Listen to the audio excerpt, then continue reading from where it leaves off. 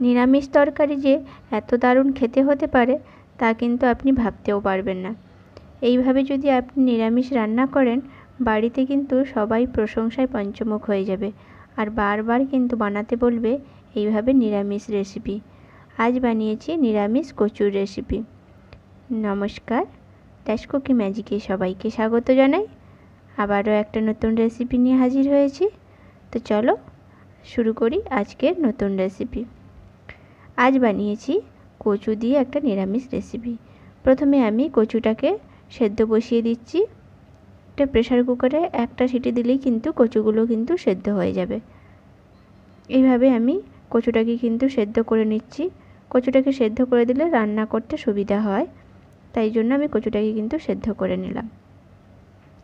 এবার সেদ্ধ হয়ে গেছে, তারপরে আমি কচুটাকে একটু ঠান্ডা করে নিয়েছি। ঠান্ডা করে এবার খোসাটাকে আমি ছাড়িয়ে নেব। এইভাবে ছাড়িয়ে নিয়ে এটাকে ছুরি দিয়ে আমি 2 পিস করে নিচ্ছি।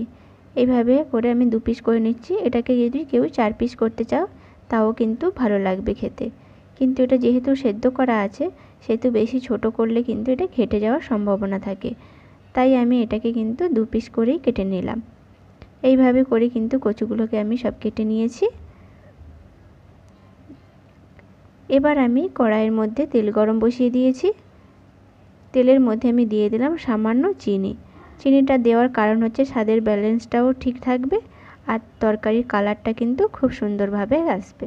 যেহেতু নিরামিষ তরকারি সেহেতু একটু চিনি দিলে ভালোই লাগবে।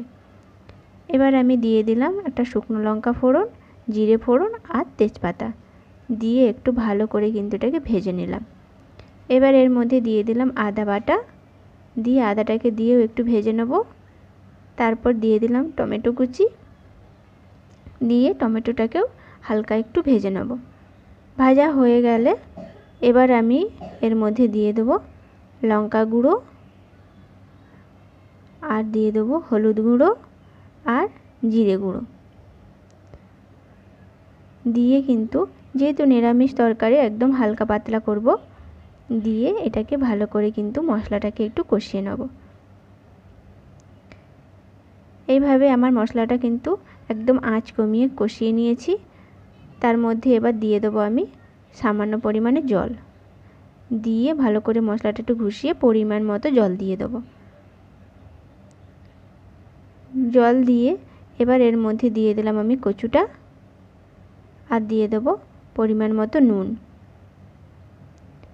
দিয়ে এবারে বেশিক্ষণ রান্না করব না, প্রায় 2-3 মিনিট মতো এটাকে রান্না করব।